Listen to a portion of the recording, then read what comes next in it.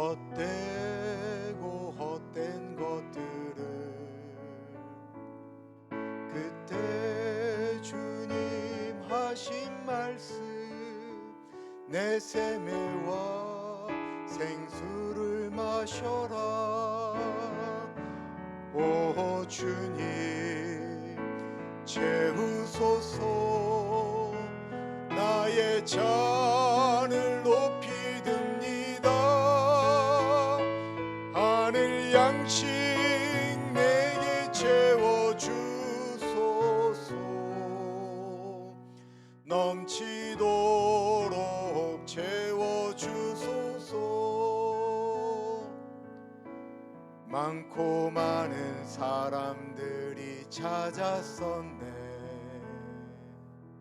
헛되고 헛된 것들을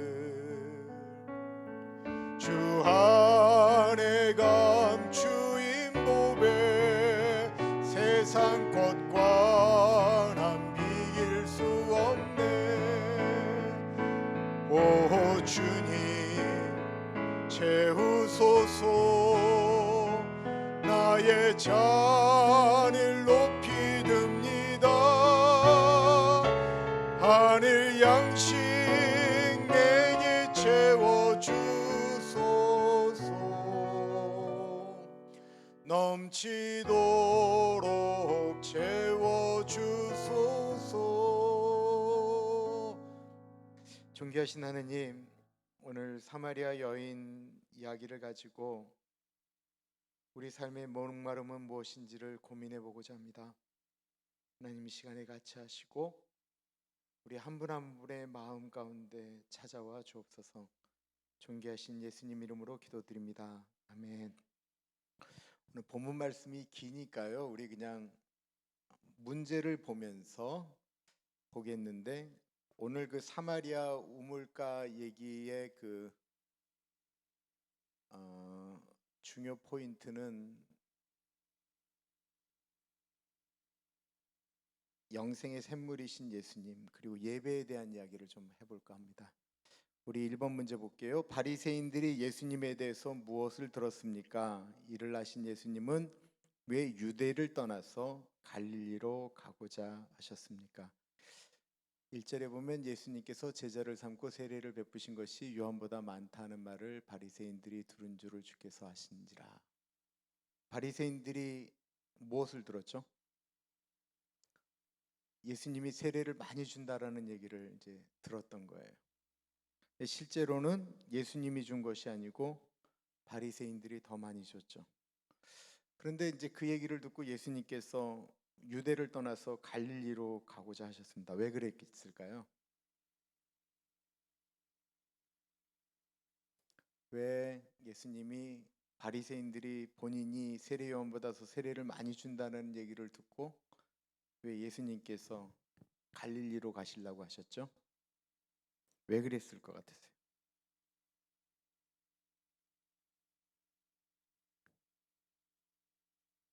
충돌을 피하고 싶으셨던 거예요.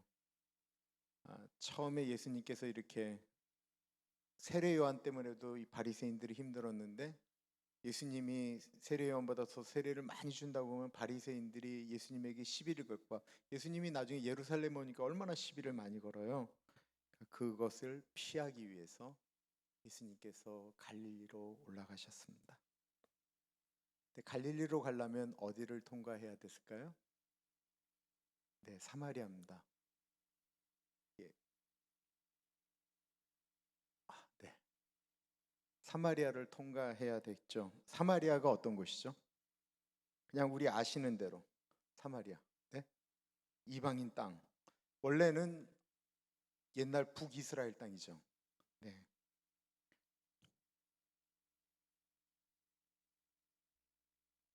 여기 보시면 보세요.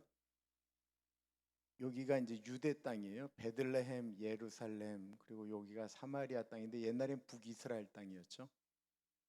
그리고 갈릴리는 이쪽이에요. 그러면 유대에서 이렇게 가면 바로 갈릴리죠. 그죠? 쭉 따라 올라가면 갈릴리인데 만약에 사마리아를 건너가지 않으면 저쪽은 길도 잘 힘들어요. 그래서 거기를 가려면 3일 길인데 6일 길을 가야만 했습니다. 근데 예수님께서 모든 유대인들은 저렇게 돌아가는데 예수님은 사마리아를 거쳐 가셨어요.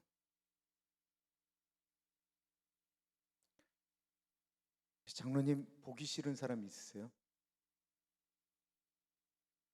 그러면 그분 비껴 나가세요.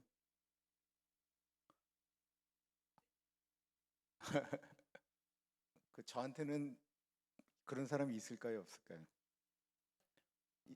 자기가 어떻게 알았어? 근데 이게 목회하면서도 있어요. 목회하면서 없으면 좋겠는데 목회하면서 있어요. 그러면 이렇게 연습을 굉장히 많이 하고 와요. 사람은 영적인 존재이기 때문에 보기 싫어하는지 좋아하는지 알거든요.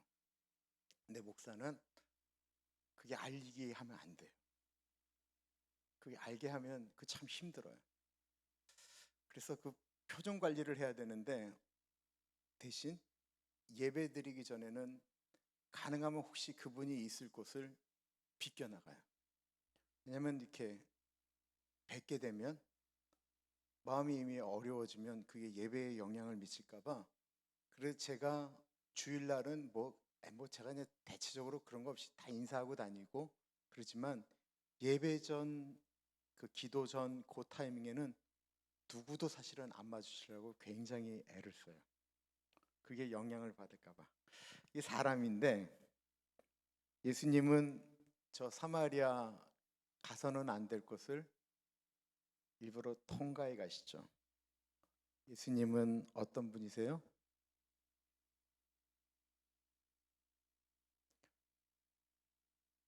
예수님은 평화의 주인이시고요. 예수님은 모든 사람들에게 다 복음을 전하는 분이십니다. 그래서 우리는 그 예수님 닮아가면 그 사람이 나를 좀 힘들어해도 극복해야 돼요. 저희 교회 지난주 기도하신 최원욱 장로님이 이제 85세신데 최 장로님이 기도를 우리 교회 한 번도 남기지가 못해서 지난주에 일부러 기도 부탁한 거예요, 사실은.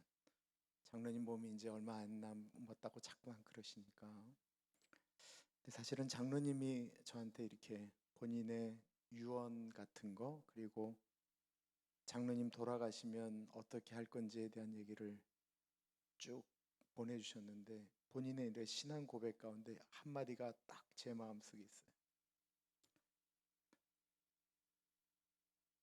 불편한 사람은 있지만 미운 사람은 없습니다. 굉장히 중요한 얘기잖아요. 우리가 누가 불편하긴 해요. 불편하지만 미워하지 않는 게 우리 예수 믿는 사람들의 도리다라는 것입니다. 3번 문제가 이래요. 예수님은 어떤 역사적인 곳에 이르셨습니까? 역사적인 곳, 어떤 곳이죠? 수가라 하는 동네라고 있었죠. 여기가 왜 역사적인 곳이에요? 구약에 나오는 야곱이 그 아들 요셉에게 준 땅과 가깝다라고 이야기하고 있습니다. 그때 예수님의 육신의 상태가 어땠을까요? 예, 피곤해요. 우물 곁에 앉아 계셨다라고 이야기하고 있습니다. 자, 이 수가라고 하는 것은 세계 바로 위에 있는 그 뜻이고요. 마지막이라고 하는 뜻이 있어요. 그 야곱이 사랑했던 자식이 요셉이잖아요. 그죠? 근데 요셉의 엄마가 라헬이잖아요. 그 라헬이 그 요셉의 동생을 낳다가 죽게 되죠. 베냐민을 낳다가 죽게 돼요. 저것이 야곱이 라헬을 만난 것인데 라헬이 그래서 굉장히 일찍 죽어요. 베냐민 낳다가 죽으니까. 그래서 그 야곱이 엄마 없이 자라는 요셉 그리고 라헬을 잊지 않기 위해서 우물을 파요. 그 우물의 이름이 그러니까 야곱의 우물이에요. 근데 이 다시 한번 이렇게 잘 이 야곱의 우물을 잘 생각해 보세요. 야곱이 사랑하는 아내를 잊지 않아서 우물을 팠다. 그 옛날에 그 우물이 얼마나 중요해요. 근데 이 우물은 단순하게 야곱의 우물이 아니고 야곱이 라헬을 사랑해서 요셉에게 준 우물이다라는 것입니다. 이거 꼭 머릿속에 이제 두셔야 이 그림이 좀 더 그려져요. 그리고 예수님이 피곤하셨어요. 그 지난번에도 말씀드렸지만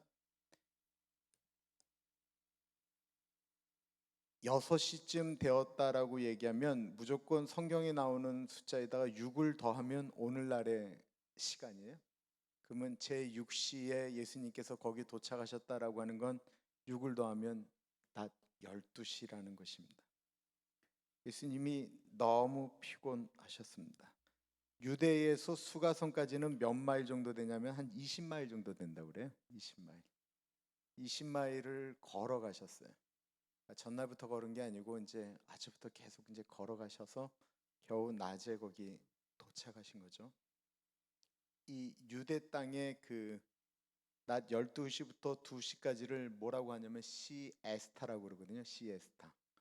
너무 덥기 때문에 그 시간에는 아무것도 안 하고 다 낮잠 자는 시간이에요. 이 캘리포니아도 이런 시간이 있으면 얼마나 좋겠어요. 난 12시부터 2시는 아무것도 안 하고 낮잠 자는 시간. 아르헨티나 가니까 그 시간이 있어요. 브라질에도 있어요. 거기 낮에 그 잠자는 시간, 그 힘든 그 너무 더운 날씨에 예수님께서 거기까지 가셨다라는 거예요. 그 예수님에 대한 것을 이야기할 때 예수님이 완전한 인간으로 오셨다라고 이야기하는 것이 이런 표현입니다.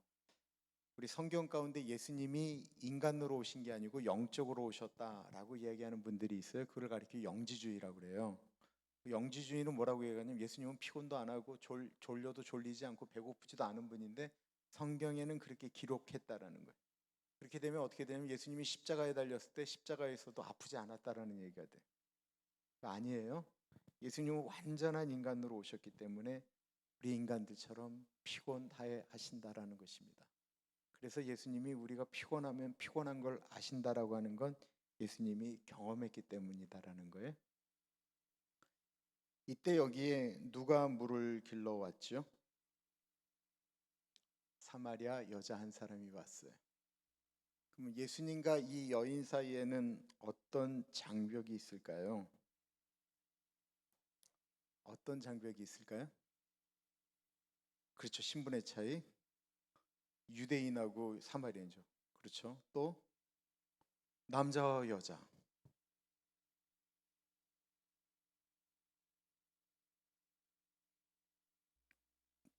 또 뭐가 있다고요?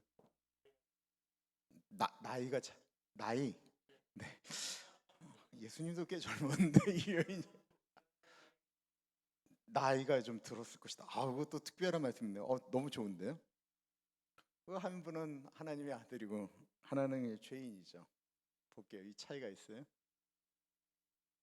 민족적으로는 유대인이고 멸시받는 사마리아인이고 그 당시 그래서 말을 해서는 안 되는 남자와 여자였고 하나님의 아들과 죄인이었다라는 것입니다.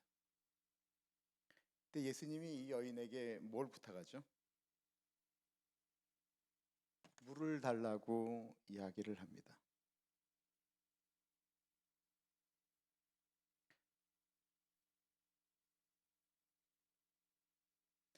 이 물을 달라고 여인에게 얘기하는 이 예수님은 도대체 어떤 분이실까요? 신학적으로 굉장히 중요한 얘기인데요. 우리가 예수님을 찾아왔나요? 예수님이 우리를 찾아왔나요?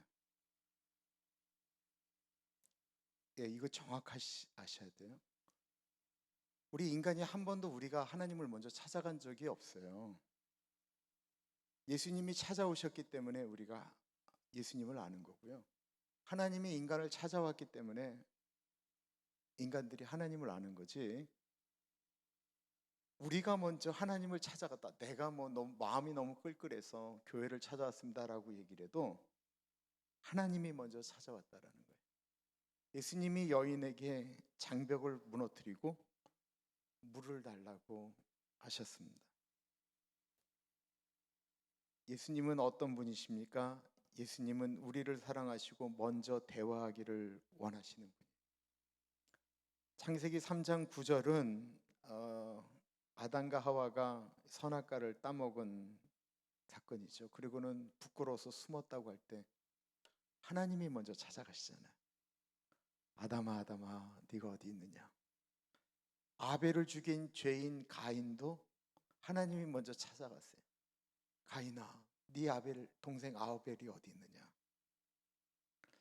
이사야 1장 18절에 보면 오라 우리가 서로 변론하자 너희 죄가 주홍 같을지라도 눈과 같이 희어질 것이요 진홍같이 붉을지라도 양털같이 되리라. 하나님이 먼저 찾아가신다라는 것입니다. 하나님이 우리를 먼저 사랑하세요. 이 사마리아 여인을 사랑하셨어요. 하나님이 우리 한 사람 한 사람을 사랑하십니다. 계시록 3장 20절에 보면 볼지어다 내가 문 밖에 서서 두드리노니 누구든지 내 음성을 듣고 문을 열면 내가 그에게로 들어가 그로 더불어 먹고 그는 나로 더불어 먹으리라. 제 아는 분이 이제 한국에 나가셨는데 누님이 곧 돌아가시게 될 것 같아요. 그러면서 나한테 예수님 영접 어떻게 해야 되는지 좀 알려달라. 그리고 또 임종 예배를 어떻게 드려야 되는지 좀 도와달라라고 하는데 그 저한테 부탁하는 게 말이 안 되는 거예요. 왜냐하면 그분이 지금 미국 온누리 방송 있잖아요. CGN TV 사장이거든요. 목사님이고. 근데 그분이 나한테 그걸 부탁하는 이유는 본인 누나이고 또 너무 정신이 없고 누나한테 뭔가를 얘기해야 되는데 본인이 자신이 없으시니까 저한테 어떻게 해야 되는지 부탁을 하셨어요. 그래서 이제 뭐 제가 생각하는 건 이제 이렇게 써서 보내드리고 그리고 기도하고 그러고 있는데 사람들마다 이렇게 복음 제시하면 나 같은 사람을 하나님이 뭘 잘했다라고 나를 받아주겠느냐라고 얘기를 하는 거죠. 사람은 못 받아줘요. 사람은 용서 못해. 그 사람은 불가능해요. 그러니까 우리가 하나님을 사람과 똑같은 위치에서 생각을 하면 그게 불가능해져요. 사람은 절대로 안 돼요.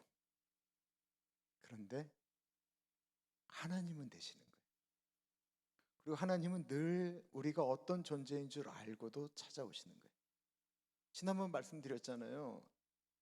최초의 살생을 누가 했냐면 살인이 아닌 살생을 하나님이 하셨다니까요. 인간이 자기가 벗은 거 알고 부끄러운 줄 알고 하나님 보시기에 좋았다라고 이야기했던 짐승을 죽여서 가죽옷을 만드신 분이 하나님이세요.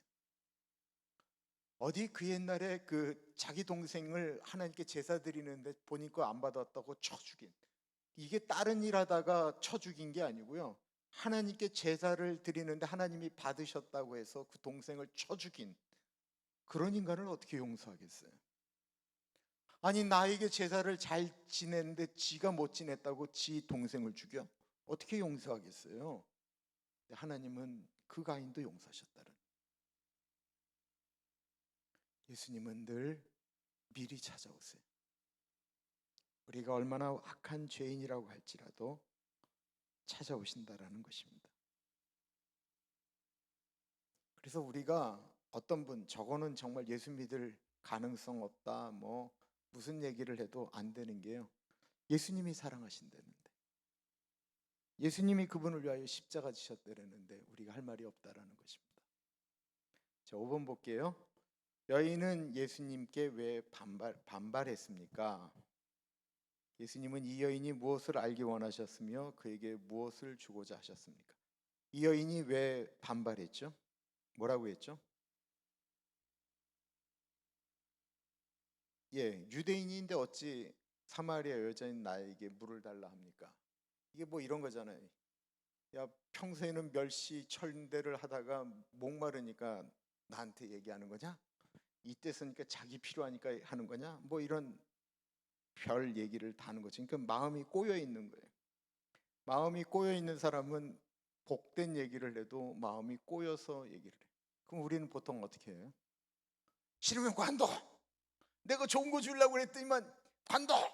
우리 보통 이럴 때가 너무 많잖아요. 그냥 부부끼리도 좋은 마음으로 뭘 했는데 그냥 이쪽에서 툴툴거리면 아니, 관둬 먹지 마. 그리고 이렇게 했잖아요. 근데 예수님은 이 여인이 그렇게 말하자 뭐라고 말씀하십니까?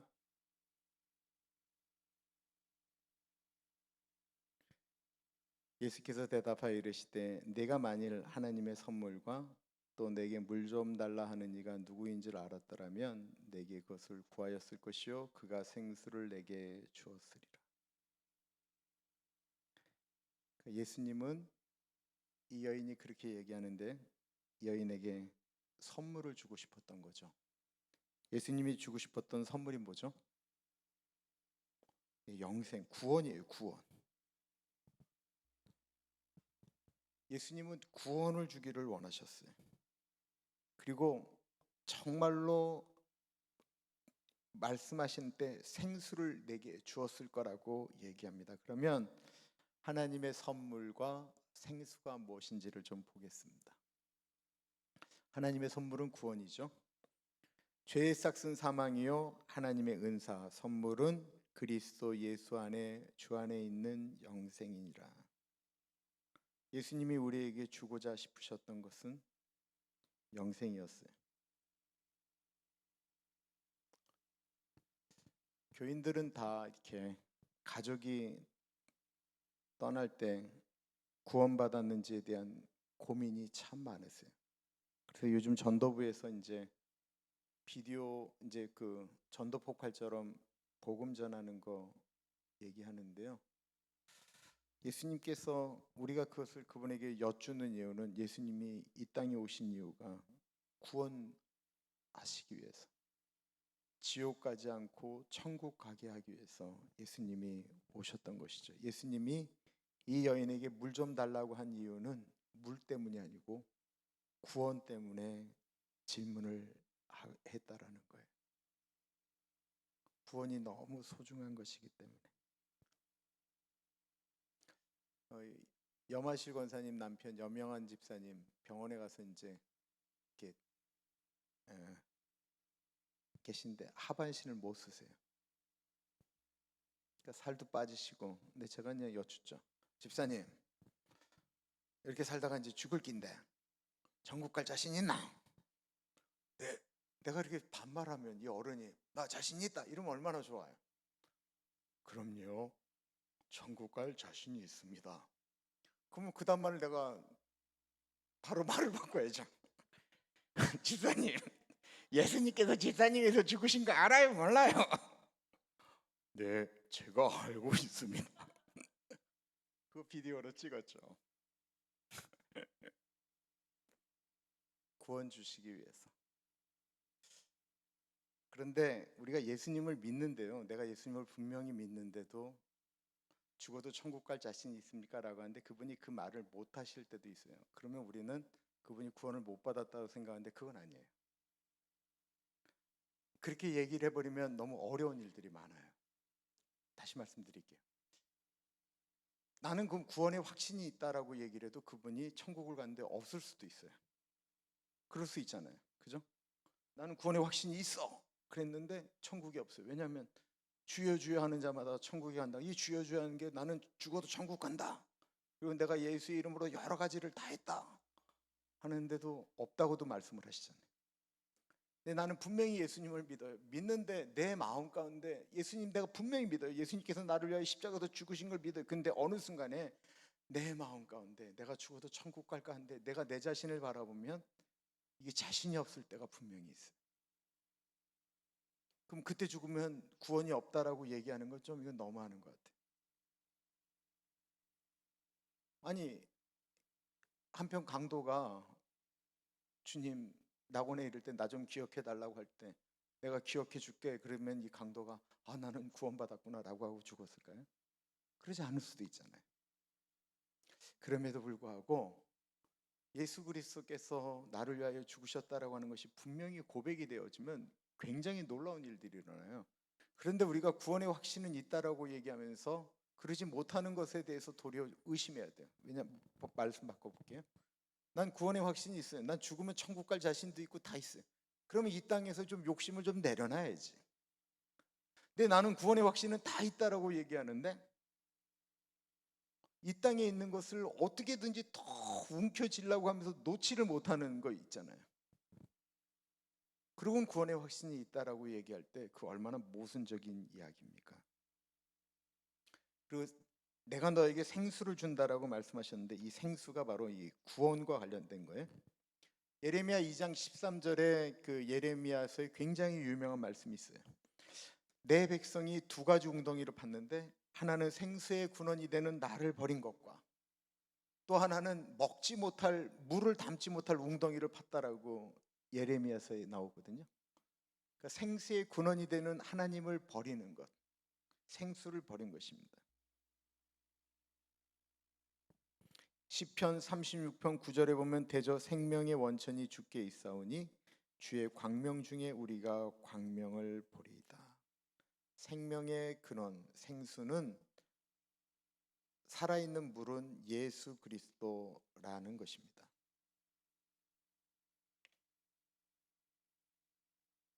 예수님은 우리에게 영원한 생수를 주기를 원하십니다. 그러면 이 생수에 대한 생각을 좀 우리가 해볼 필요가 있어요. 여인은 생수를 무엇으로 오해했죠? 물로, 진짜 마시는 물로 생각을 했어요. 그러면서 내가 너에게 생수를 주겠다고 얘기했더니만 예수님을 왜 야곱과 비유했죠?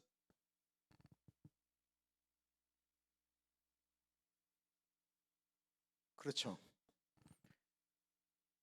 그러니까 예수님은 이 여인은 예수님이 말씀하셨던 생수를 그 야곱의 우물처럼 생각한 거예요. 그러면서 이제 얘기하는 거예요. 두레박도 없는데 당신이 나한테 어떻게 생수의 물을 주겠습니까? 라고 이야기합니다. 그러면서 야곱은 자기가 파서 줬는데 당신은 그럼 어떤 방법으로 나한테 물을 줄 건데요? 당신이 야곱보다 큽니까? 라고 이야기를 했다라는 것입니다. 이 여인은 그냥 물에 대한 것만으로 생각을 하고 있어요.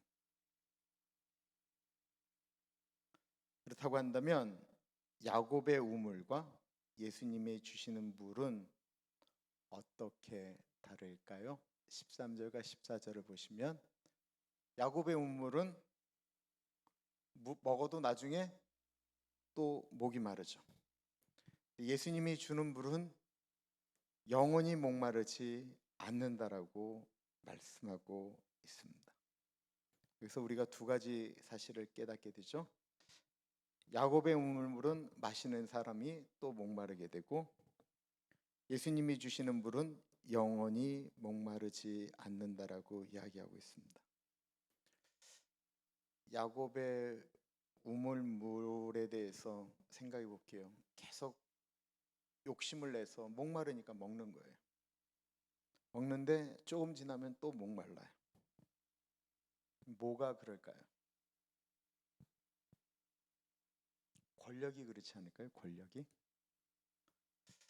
제가 그 한국의 국회의원 중에 제 친구도 있어요. 그놈이 나쁜 놈이라고 손가락질 어른들한테 많이 받는 놈인데 고등학교 동기 동창인 임종석 그놈이 내 동기 동창이에요. 우리 2년 선배가 있어요. 이제는 은퇴하겠다고 얘기했던 우상호 우리 고등학교 선배예요. 근데 한번 국회의원이 되잖아요. 난 한 번만 하겠다라고 하고 한 번만 하는 사람이 없대요. 그게 안 놓아진대요. 계속 목마르대요. 계속해서 목마르대요. 계속해서 더 높은 자리로 가려고 애쓰게 됩니다. 차 바꿔 보셨어요? 차 사면 몇 개월 좋으세요? 3개월? 집은 몇 개월 좋으셨어요? 집 일주일? 그럼 이제 결정적인 질문을 던져봅니다. 그 남자는 얼마나 좋으셨어요? 선생님, 장로님은 몇 개월 좋으셨어요? 몇 개월이라고 얘기하면 안 되죠. 몇 년 좋으셨어요? 지금까지 라고 말씀하세요. 빨리. 영원히. 네. 영원히. forever.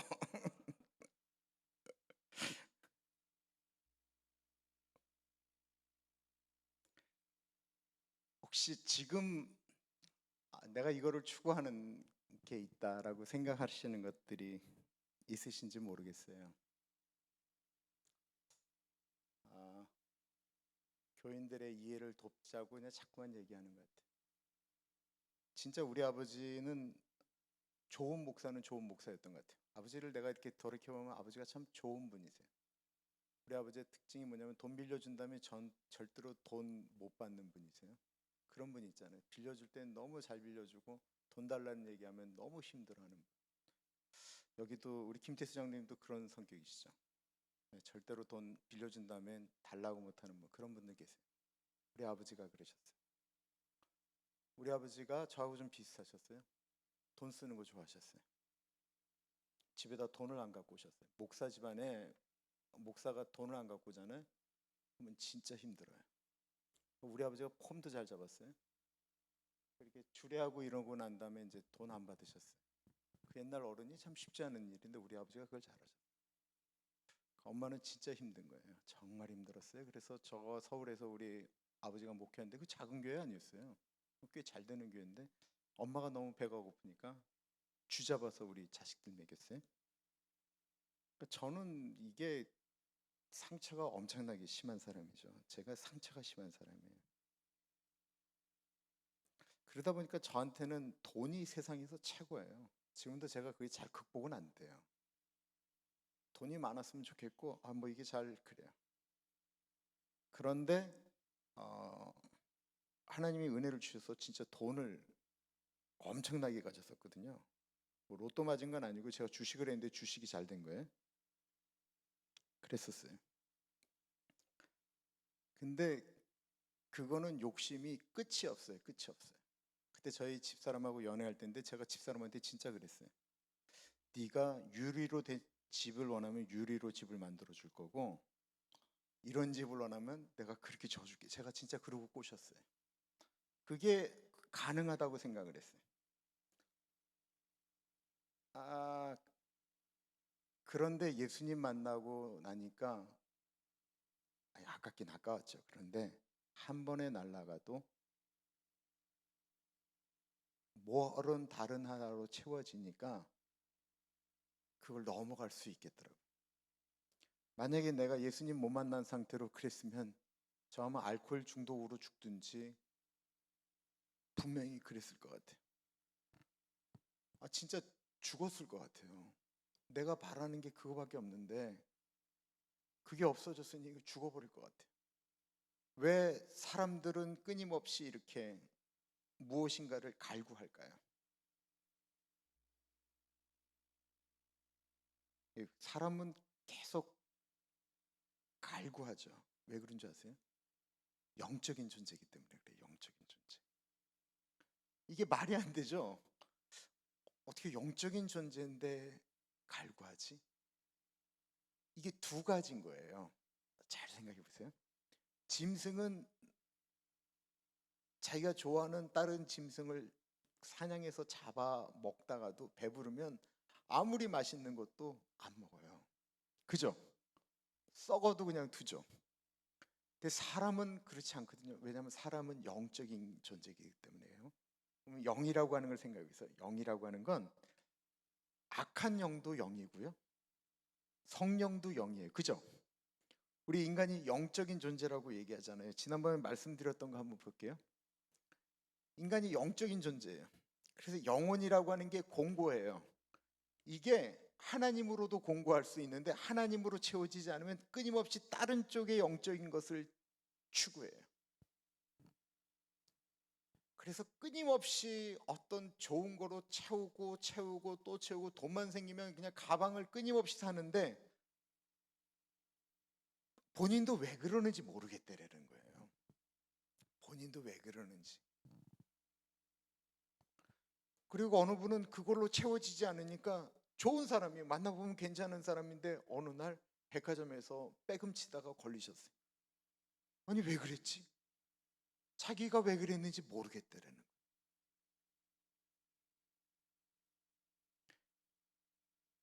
왜 죄송하지만 왜 남편이 있고 아내가 있는데 바람이 나요? 이게 채워지지 않는다라고 마음 가운데 계속 공허함이 일어나기 때문에 마음이 그를 넘어가는 거예요. 차를 사서 괜찮을 줄 알았는데 좀 지나니까 그게 안 되는 거예요. 그러면 또 다른 생각을 하게 되는 거예요. 창세기 2장 7절에 여호와 하나님이 흙으로 사람을 지으시고 생기를 그 코에 불어넣으시니 사람이 생명이 되었다라고 이야기하고 있습니다. 그리고 왜 사람이 끊임없이 그렇게 욕심을 내고 추구하는가 하면 목마른가 하면 아모스 8장 11절에 보면 이 땅에 양식이 없어 주림이 아니고 물이 없이 가람이 아니고 여호와의 말씀을 듣지 못한 기갈이라. 예배 대충 드리면 안 되는 이유가 예배 대충 드리잖아요. 그러면 진짜 예배 드리고 예수 믿는 사람인데 끝없이 욕심을 내는 이유는 이 마음속에 갈증이 일어나기 때문에. 근데 우리가 이렇게 생각을 해보세요. 쟤는 저 사람은 나보다 뭐 이렇게 가진 것도 없고 한데 왜 만족하지? 그러면 분명히 그 안에 하나님의 말씀으로 이렇게 버텨 나가고 있는 그것이 있다라고 하는 것입니다.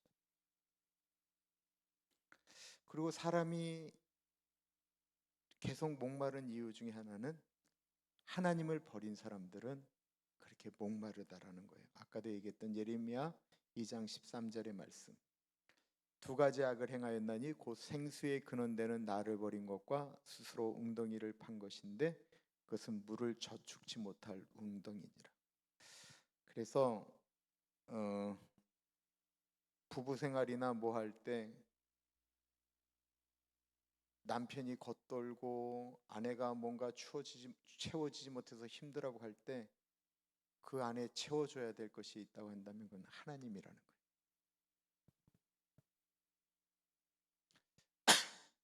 누구는 뭘 해도 잘 되는 사람이 있어요. 참 은사죠. 뭘 해도 잘 돼요. 근데 어떤 분은 뭘 해도 잘 안 돼요. 그러면 여기는 저주받은 거고 여기는 축복받은 거냐? 그렇지 않아요. 뭘 해도 잘 되는 사람이 그 안에 하나님 없으면 그 사람은 점점 더 그 길로 들어가게 돼요. 근데 좀 부족해도 하나님만 있으면 하나님으로 채워지면 그 안에 만족이라는 것이 일어나요. 물론 생활을 하다 보면 돈이 없기 때문에 불편할 수는 있지만 그 안에 그래도 행복이라고 하는 것이 만족이라고 하는 것이 생기게 된다라는 것입니다. 그래서 너무 욕심날 때는 내가 요즘 주님과 좀 멀어진 것이 아닌가 생각해 보시면 참 좋아요. 그리고 이게 회복되어지면 다른 문제들이 분명히 풀려요.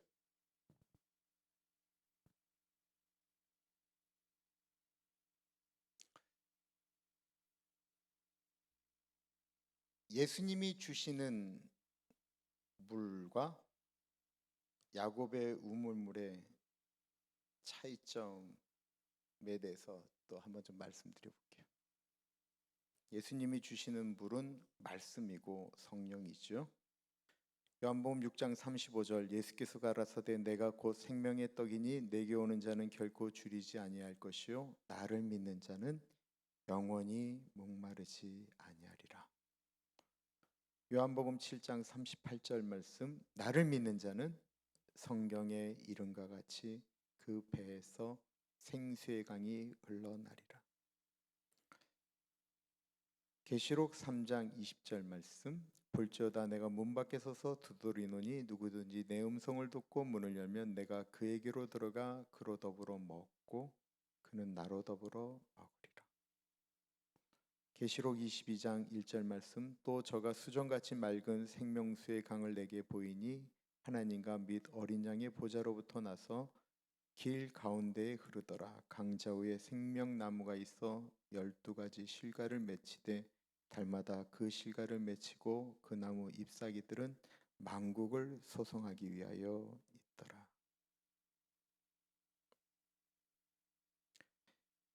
이 여인은 목마른 여인이었죠. 이 여인 몇 번 결혼했죠? 5번 결혼했어요. 아마 이 여인은 어쩌면 남자한테 그거를 채우고 싶었을 것 같아요. 이 사람하고 결혼하면 분명히 내가 행복할 거야. 이 사람하고 결혼하면 더 이상 나는 목마를 것이 없을 거야. 그렇게 생각을 했어요. 계속 목이 마른 거예요. 계속 힘이 드는 거예요. 계속 어려운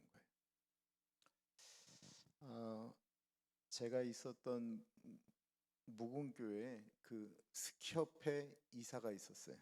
이 사람이 국가 대표였는데 이분이 잘난 척하고 스키를 이렇게 한 발로만 타다가 스키 한 쪽을 벗고 한 발로 타다가 국가대표인데 사고가 나서 발목이 완전히 부러져서 평생을 이렇게 다리를 젖어야 됐어요. 근데 그 옛날 지금으로부터 뭐 1960년대 국가대표였으니까 집안이 얼마나 잘 사는 집안이었겠어요, 그죠? 그래서 그 집안에서 미국으로 보내서 이분의 다리를 이렇게 수술하고 그랬는데도 안 되셨어요.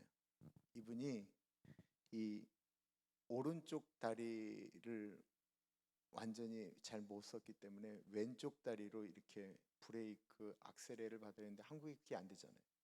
그래서 이분 차가 제가 그 교회를 다녔던 지금으로부터 30년 전에 한국에 운전대가 오른쪽에 있는 영국에서 갖고 오는 차를 몰고 다녔어요. 근데 이분이 그냥 교회는 나오시는데 자기 마음에 너무 갈증이 있고 공허하니까 참 괜찮은 아내랑 사시는데도 이게 자기 안에 있는 이게 갈등이 생기고 힘들 때마다 밖에서 누가 자기를 좀 무시한다라고 느껴진다든지 뭐 이런 느낌이 들면 그 모든 것들이 이 권사님에게 폭력으로 일어난 거예요. 이분이 돈이 없었느냐? 엄청나게 돈이 많았어요.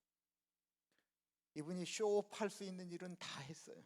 자기 차가 오른쪽에 운전석이 있다라고 하는 것 그거 너무 자랑하고 싶어서 교회 앞에 늘 차가 딱 오른쪽에 운전석이 있는 진짜 한국에서 몇 대 있지도 않는 차를 딱 갖다 놓고 그 권사님도 굉장히 이쁘게 치장을 하고는 잘 데려오고 하는데 채워지지가 않는 거예요. 그러니까 그분의 그런 모습은 그분을 알면 알수록 저분이 채워지지 않아서 저렇구나.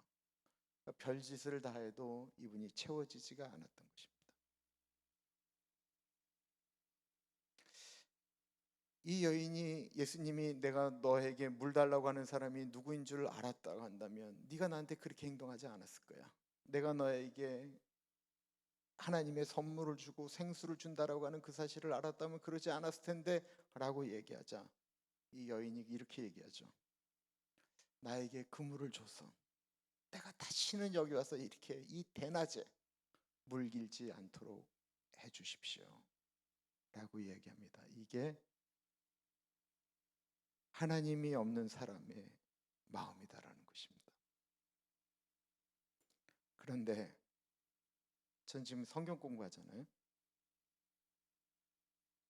우리가 예수를 믿는데도 늘 그런 마음으로 산다고 한다면 그거 얼마나 힘들겠어요.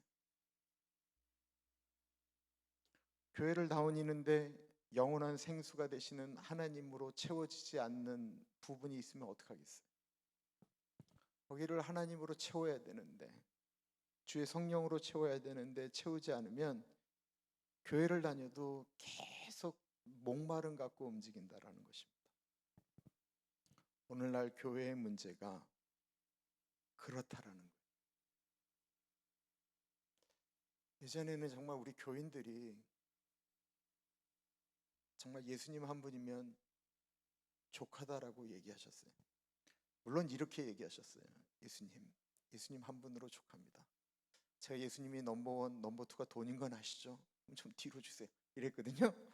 근데 요즘은 그게 아니고 예수님이 다 뒤로 갔어요. 자기는 이게 돈으로 채워야 된다는 거예요.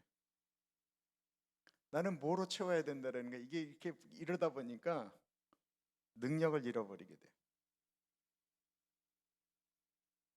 자꾸 설교 시간에 말씀드렸던 것처럼 예수 안 믿는 사람이나 예수 믿는 사람이나 원하는 게 똑같아지다 보니까 구분이 안 되져 버려요.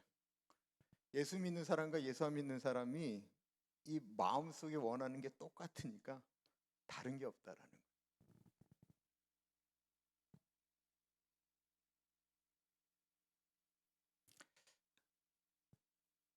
먼저 우리의 마음이 예수님으로 잘 채워지면 그러면 그 분위기를 다 바꿀 수 있게 됩니다.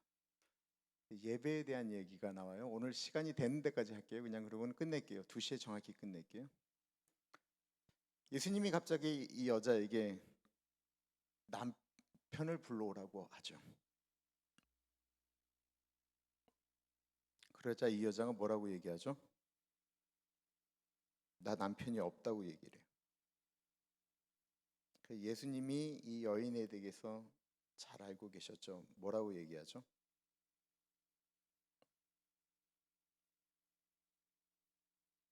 너 남편 5명 있고 지금 또 다른 사람하고 살고 있는데 네 남편 없다라는 얘기를 말씀하고 있습니다. 예수님께서 이거를 말씀하신 이유는요.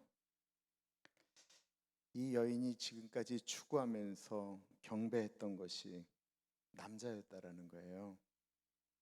그 남자로는 채워지지 못한다라는 거예요. 우리 교인들이 다 잘 알고 있는 것 있어요. 그거는 그 김모씨 딸 모현진 양이 이 전 우주에서 가장 괜찮은 남자하고 잘 살고 있다라는 거예요. 그럼 저 여인에게 지금 제가 만족하냐라고 한번 여쭤볼게요. 만족하시나요? 만족해요? 만족하세요? 웃기고 있네.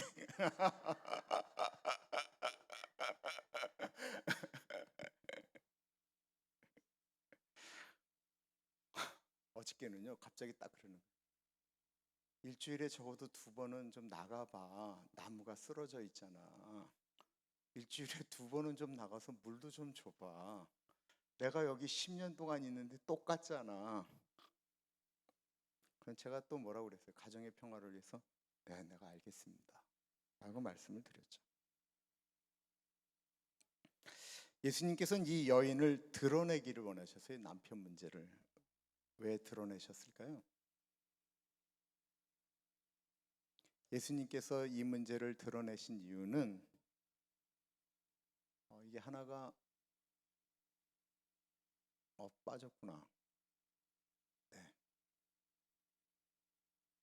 그 안에 있는 것을 이렇게 드러내면 예수님 앞에는 드러내야 이게 문제가 해결이 되는데 우리가 사람 앞에는 숨길 수가 있어요.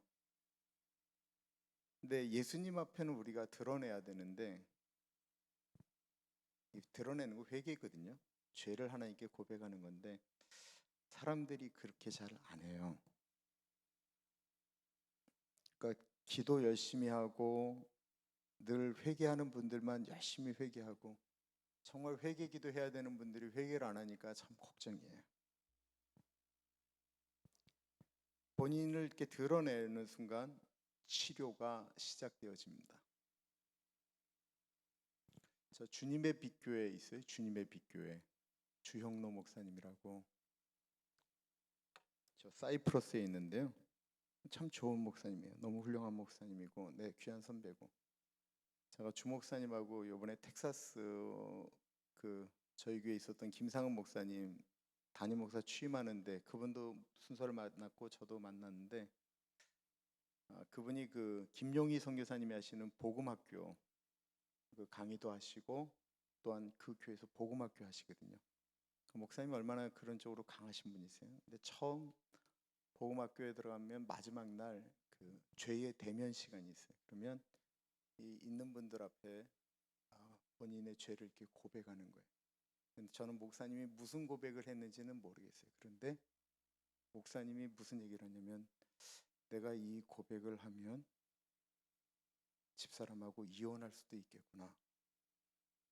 그래서 안 하려고 그랬는데 마음속에서 계속 이때 안 하면 내가 평생을 하나님 앞에 거짓된 사람으로 살 것 같다. 제가 그런 신앙을 동의하지는 않습니다. 어쨌든 근데 목사님은 앞에 나와서 자기 것을 이렇게 고백했어요. 근데 그러고 나니까 사모님한테 일어난 현상은 뭐냐면 이 세상에 우리 남편이 가장 귀한 하나님의 종인 줄 알았는데 봤더니 별거 아니네. 그러면서 둘의 관계가 이렇게 좀 더 편해졌다라고 이야기하시고, 둘째는 이렇게 본인을 드러내기 시작하니까 바리새인들처럼 가식을 떨 일이 별로 없게 됐어요. 왜냐하면 그 안에 교인들도 있었거든요. 내가 참 목사님한테 목사님 참 굉장하십니다 라고 말씀드렸는데 본인이 그러고 나니까 교회의 많은 문제들이 이렇게 풀어져 나가더래요. 굉장한 거죠, 그죠? 예수님이 이제 이 여인 보고 너 5 있는데 그 남편은 네가 아니 진짜 남편 아니다 뭐 이런 얘기를 하니까 여자가 예수님을 뭐로 인정하죠? 선지자로 인정하죠. 자기의 모든 것들을 아니까 선지자로 인정을 해. 그리고 나서 무엇을 묻죠? 우리 조상들은 이 산에서 예배했는데 당신들의 말은 예배할 곳이 예루살렘에 있다라고 이야기를 합니다. 이 여인이 예수님을 선지자로 인정을 하고 이 여인에게 있었던 근본적인 문제가 뭔가를 이제 나오기 시작하는 거예요. 예수님에게 질문을 던지는 이것이 이제 핵심이에요. 다시 볼게요. 이 여인이 낮에 물을 길러 가요. 다른 사람들을 안 만나려고 하는 거 우리가 다 알아요. 그리고 그 우물은 야곱의 우물이에요. 이 야곱의 우물은 이 여인에게 있어서는 남자를 통해서 사랑을 느끼고 싶은데 우리의 조상 야곱이 자기가 사랑하는 라헬을 위하여 만들어준 우물이에요. 그러니까 이 우물에 갈 때마다 이 여인은 나는 야곱과 같은 남편을 만나야 되는데 그래야 행복한데 지금 남편은 야곱이 아닌 거야. 그러니까 나는 늘 불행해요. 이런 마음 가운데 있었던 갈등을 어디다 풀기 시작했냐면 다른 사람들처럼 교회는 못 나가고 그래도 이 마음 가운데 영적 갈등이 있었다라는 것입니다. 그래서 묻는 거죠. 우리는 이 산에서 예배를 드리라고 했는데 우리 조상들은 당신들은 다른 데서 예배를 드리라고 얘기합니다. 예루살렘에서 예배를 드리라고 합니다. 우리는 어디서 예배를 드려야 됩니까? 라고 질문을 던지는 거예요.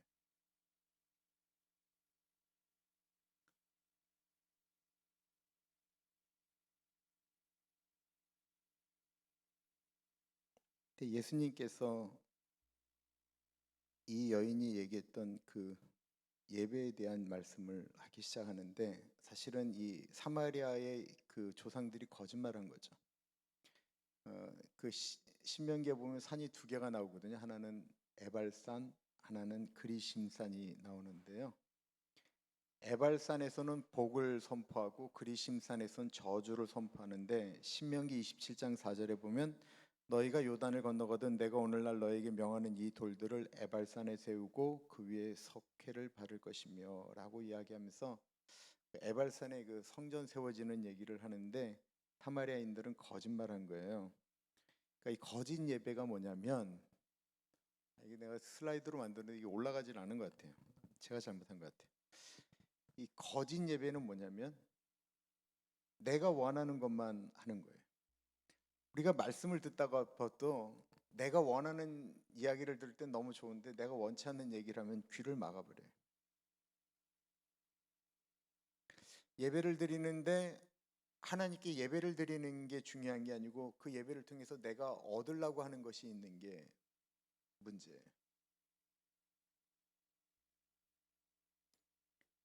그리고 예배를 드리는 이유가 이렇게 예배 안 드리면 내가 꼭 무슨 죄 받을 것 같고 벌 받을 것 같으니까 와서 예배 드리는 거 있잖아요. 이런 것들은 다 거짓 예배예요. 예수님께서 그러면서 예배에 참 우리가 잘하는 얘기를 하죠. 예수님은 여자에게 예배의 때, 장소, 대상, 자세에 대해서 이야기하고 있습니다. 예수께서 이르시되 여자여 내 말을 믿으라. 이 산에서도 말고 예루살렘에서도 말고 너희 아버지께 예배할 때가 이르리라. 너희는 알지 못하는 것을 예배하고 우리는 아는 것을 예배하노니 이는 구원이 유대인에게서 남이라. 아버지께 참되게 예배하는 자들은 영과 진리로 예배할 때가 오나니 곧 이때라. 아버지께는 자기에게 이렇게 예배하는 자들을 찾으시느니라. 하나님은 영이시니 예배하는 자가 영과 진리로 예배할지니라 라고 얘기하고 있습니다. 예배의 때는 뭐냐면 신령과 진정으로 예배 드리는 그때가 예배의 때입니다. 우리 예수님께서 이렇게 죽으실 때에 휘장 장막이 이렇게 갈라져 나갔다라고 이야기하죠. 그러면서 둘이 하나가 되었습니다. 예수님께서 죽으실 때 우리가 성소에 담대히 들어갈 수 있는 것을 얻었다라고 이야기하고 있습니다. 그 예배 때는 뭐냐면 우리가 주님 앞에 나아가서 물론 공매 예배가 있지만 우리가 마음으로 아무 때나 예수님 앞에 나아가고 싶을 때는 나가면 그게 예배의 때예요. 정말 예배 드려야 되는 마음이 있는데도 주님 앞으로 나아가지 않으면 그게 도리어 문제다라는 것입니다. 예배의 장소가 어디가 중요해요? 이 여인은 이 산에서 드려야 됩니까? 그리심산에서 예배 드려야 됩니까? 아니면 예루살렘에서 예배 드려야 됩니까? 라고 얘기하는데 예수님은 뭐라고 그러냐면 이 산에서도 말고 예루살렘에서도 말아라 라고 하는 거는 이 예배 드리는 이 장소가 중요하지 않다라고 하는 게 아니에요. 그 장소에만 하나님이 있다라고 얘기하는 것이 아니다라는 거예요. 우리가 주님 앞에 나아가서 기도하는 골방도 예배의 장소고 내가 어디 가서 예배를 드릴 때도 우리의 마음이 그곳에서 하나님을 모시는 그것이 중요하다라고 말씀하고 있는 것입니다. 예배의 대상에 대해서 말씀하고 있어요. 하나님은 영이시다. 하나님은 영이시다라고 하는 것입니다. 우리가 예배 드리는 그 예배의 대상은 보이지가 않아요. 그렇기 때문에 사람들이 아무렇게나 할 수 있어요. 여러분 우리가 예배를 드릴 때 우리가 이 예배당에서 예배 드리는 것과 절에서 예배 드리는 거 어느 분들이 더 경건할 것 같으세요?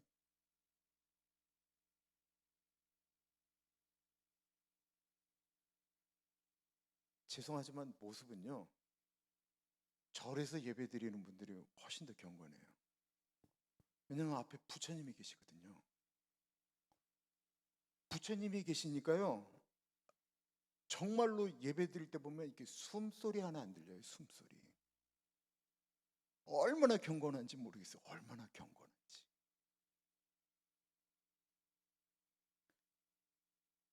조용하기 때문에 거기서 이렇게 기침 소리만 탁 해도 정적을 깨버리니까 사람들이 너무 미안해요. 그래서 이렇게 산사 조용한 곳에 가면 마음 자체가 저절로 이렇게 경건해지는 이유는 거기에 흐르는 정막과 그 영적인 기류가 그런 것처럼 느껴져서 그래요. 가다 보면 뭐 탱화 막 붙어 있죠. 막 눈을 부라리는 물론 이런 그 신들 같은 것들이 눈을 부라리면서 붙어 있죠. 앞에 부처님 있죠. 막 이러니까 경배하는 곳이 꼭 그래야 된다라고 얘기하는데 그래서 우리가 하나님께 예배드리는 자세가 어떤 사람들은 그냥 앉아 있는 거예요. 막 그냥 그렇지만 그래서 우리의 자세가 더 중요한 거예요. 우리는 사람이 만든 부처나 돌 앞에서 제사를 지내는 게 아니고 예배드리는 게 아니고 보이지 않는 영이신 하나님 앞에서 예배를 드리기 때문에 어떻게 보면 이게 훨씬 더 무서운 거예요. 보이지 않는데 계신다라는 거예요. 근데 사람들이 그걸 너무 우습게 여긴다라는 거예요. 그래서 어쩌면 이런 가운데 예배드리는 사람의 예배를 하나님이 더 귀히 받으신다라는 것입니다. 집에서 어떤 짓을 하고 나왔건 오다가 싸웠건 어쨌든 간에 예배당에 와서는 내 앞에 하나님이 계신다라고 생각하며 예배드리는 것, 우리의 예배의 대상은 영이다라는 거예요. 마틴 루터, 종교개혁을 일으켰던 마틴 루터가 붙잡혔어요. 이 마틴 루터의 이 파급력이 너무 컸기 때문에 이 로마 교황청에서는 어떻게 했냐면 마틴 루터가 자기가 얘기했던 거 취소하겠다라고 얘기하면 전쟁에서 기독교 신자들 죽이는 것보다 마틴 루터가 자기 생각을 바꿨습니다 라고 얘기하면은 문제가 간단할 것 같으니까 여기다 사람에다 그냥 쫙 깔고 교황이 사람을 그 마틴 루터를 불러다 놓고 얘기를 하는 거예요. 네가 종교개혁 주장했던 95개의 조항만 취소하면 네 목숨 살려줄게. 네가 그것만 취소하면 네가 원하는 것 연구할 수 있도록 도와줄게. 네가 그렇게만 하면 이 모든 것들이 이제 개혁적으로 나아갈 수 있도록 도와줄 수도 있어. 네가 이것만 취소하면. 너 이것만 취소하면 너 안 죽일 거야. 그런데 너 이거 취소 안 하면 너 불에 태워 죽이든지 너를 악랄하게 해서 죽일 거야. 하면서 마틴 루터를 협박합니다. 우리가 이렇게 생각할 땐 쉬운 것 같죠. 제가 전투경찰이었거든요. 근데 여기 경찰들 쭉 있고 막 이렇게 있는 곳에 사람이 이렇게 오잖아요. 그럼 자기는 죄를 안 졌는데도 이렇게 벌벌 떨어요. 근데 그 무시무시한 곳에 이 마틴 루터가 딱 교황을 보면서 이렇게 얘기하는 거죠.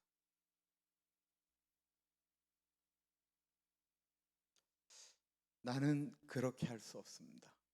이 사람들은 다 마틴 루터 한 사람을 두고 자기 얘기하는 것 같은데 마틴 루터가 나는 그럴 수 없습니다. 지금 나는 하나님 앞에 서 있습니다. 하나님 앞에서라는 말이 코람데오인데요. 이게 한국 고려신학교 고신대학교 그 교훈이에요. 하나님 앞에서 우리가 예배를 드릴 때 하나님 앞에 바르게 예배를 드려야 됩니다. 하나님은 빛이시기 때문에 그렇습니다. 그리고 예배를 드릴 때는 우리가 심령을 다해서 예배를 드려야 되고요. 예배를 드릴 땐 예수 그리스도의 이름으로 예배를 드려야 됩니다.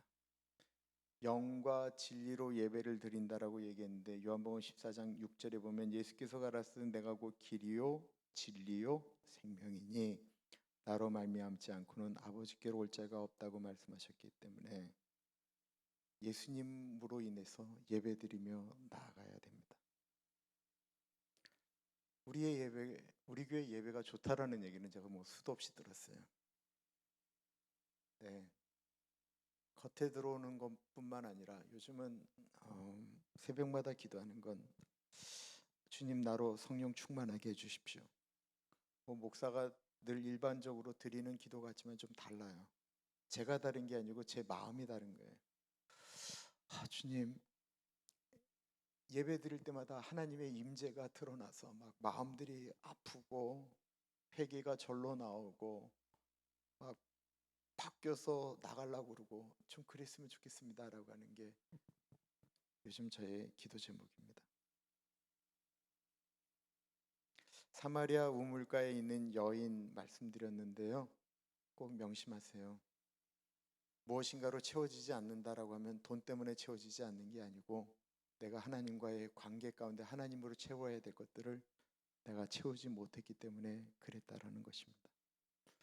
우리 인생의 목마름을 채울 수 있는 것은 예수님뿐입니다. 기도하겠습니다. 존귀하신 하나님, 우리의 마음을 예수 그리스도로 채워 주옵소서. 우리 같이 성경 공부한 우리 사랑하는 주님의 백성들 기억하여 주셔서 예수님 우리의 마음을 채워 주옵소서. 존귀하신 예수님 이름으로 기도드립니다. 아멘.